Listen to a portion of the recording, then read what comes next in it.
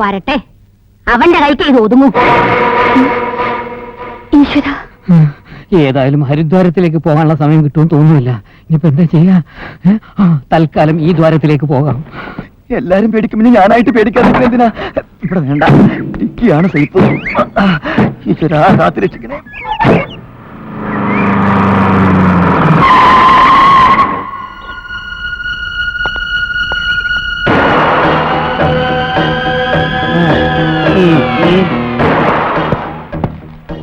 ഞാൻ ആരാണെന്ന് മനസ്സിലായല്ലോ.